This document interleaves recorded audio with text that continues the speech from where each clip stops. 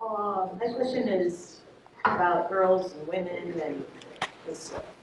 So you have the Quran and living by the perfect examples of Muhammad, peace be upon him. But back in the seventh century, did Muhammad have multiple wives? And is that a perfect example that it's okay to have multiple wives? And didn't Muhammad marry young girls, even as young as 9? Is that a perfect example? And along with that, you get into this lady here, that no one is forced to be married, about marrying an 11-year-old girl. So what if a 9 or 11-year-old girl says, oh yes, I want to marry this 52-year-old man? So those are, how do you deal with that? Here you have a situation of multiple marriages, and Muhammad's example of that these are fine things to do. Okay, fine. So the question is about polygamy or polygyny, as we say, right? Multiple wives or so. It's important for us to know that before Islam was reintroduced in Arabia in the 7th century, people used to have unrestricted polygyny. People used to have multiple wives, no restriction, by the way. Islam came to give restrictions. There is no religion that I can think of that in their scriptures, not later on by the church or the synagogue or their culture or constitution, there is no religion that I can think of, I could be wrong, that restricts the number of wives. Unrestricted polygamy before Islam, before Islam came to Arabia, women were treated as property, no rights. They were inherited, they were discarded to such an extent it was in the dark ages before Islam came there. Some of the baby girls, they were buried alive. That was the darkness before Islam came there. But after Islam came to Arabia, in the Quran and through Muhammad, peace be upon him, women, they were uplifted from being property to being fully human, equal to man in the eyes of God. Number 1. Number 2, before there was unrestricted polygyny, Islam restricted it. So it says in the Quran, chapter number 4, verse number 3, that marry 2, 3 or 4, up to 4 by the way. But if you cannot do justice to them, marry only 1. So under certain circumstances, in some Islamic states, it is given that option for the Muslim males. But me living in the US, I abide by the Constitution. I cannot marry more than 1. I have to abide by only marrying 1 because I have to listen to the rules of the land. So it's really important, even if a man marries more than 1, they have to be treating equally to every single wife up to 4. But if they cannot do equality, marry only 1. Number 3 important point on this polygyny issue. Polygamy is not introduced by Islam. Polygamy is always there all throughout history, by the way. Even if you look at the Old Testament, almost every single prophet was polygamous. The greatest prophet of the Old Testament was Moses. Did he marry only to 1? More than 1. Abraham, many. King Solomon, it says in 1 Kings chapter 11, verse number 1, 2 and 3, he had 700 wives. I'm not sure how anyone can deal with that, right? 700. We don't justify that. No. What I'm saying is that there's not a single statement in the Old Testament that says don't marry more than 1. I cannot think of any, right? So the bottom line is polygamy has always existed. Islam came to restrict it. Even when you look at in the US, right?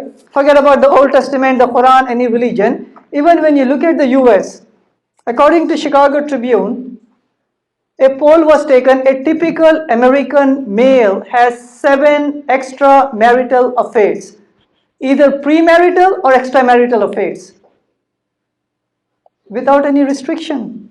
If the poor lady, the girl becomes pregnant, he can just move out and then she has to raise single children. What Islam said is that if you're going to marry more than 1, give 100%, you're responsible for the children, for the women, for the clothing, share every single necessity. Look at this. Compare it. Unrestricted number of extramarital affairs, unrestricted number of wives, no responsibility, compared to what Islam said. 100% responsibility. If you cannot do justice, marry only one. This is doing justice to the widows, to the orphans, especially in the time of war. When a lot of males are killed, there's a surplus of women. Who's going to marry them? If every single person, we need the warmth of a home, of a spouse, of children. We can give as much money, social security money and food stamps. That's still not family, by the way. And many a times the children of a single parent household, they're close to 40% of this country, they have single parent household. And children of the single parent homes, they're more prone to getting sick, more prone to getting dropped out from the high schools. They're more prone to getting into guns and gangs and having lower IQ, and this vicious cycle continues. What is the solution, by the way? The solution Islam gave. So we have to look at the wisdom of God. So Islam does not obligates polygamy. It does not encourage it. It only permits it under certain situations in a true Islamic state. So again, Islam did not introduce polygamy. It only restricted it with the wisdom behind it, with 100% responsibility for the safety of the society. Good question. Yes, ma'am. Well, Yes, sir. The other part about Muhammad, peace be upon him, marrying girls. So it is an example of his perfect life that this is okay, provided that you're saying that the girl says, yes, I want to marry this adult man. So Okay. is that Good example. in the Quran, this is part of Sharia law then? If it's in there, then it is a part of Sharia law that marrying children is permitted and a good thing because Muhammad, peace be upon him, gives this example. Okay, so the question is about Prophet Muhammad, peace be upon him, marrying girls. Actually, there is one conflicting report of one of his wives. Her name was Aisha, peace be upon her. According to some narrations, she was 9 years of age when the marriage was consummated. Now, it's really important, by the way. It's a cultural fallacy when we judge other cultures based upon the lens of the 21st century culture. Really important.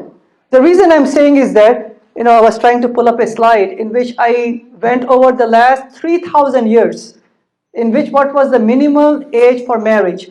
Now, in the biblical times, in the time of Prophet Moses, peace be upon him, the minimal age was right after the girl reaches puberty.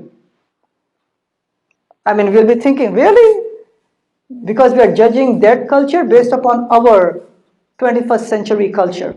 In the Old Testament, by the way, there is no minimum age.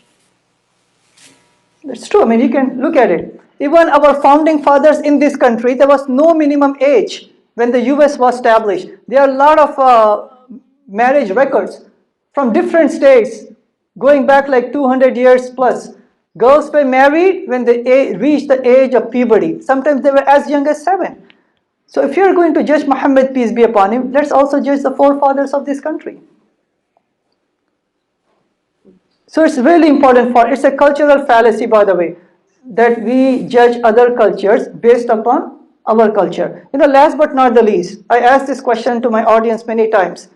Was that marriage of Muhammad, peace be upon him, with Aisha, was it wrong based upon that culture? Was it wrong legally in that culture? Ethically, morally, or spiritually? Any which way was it wrong?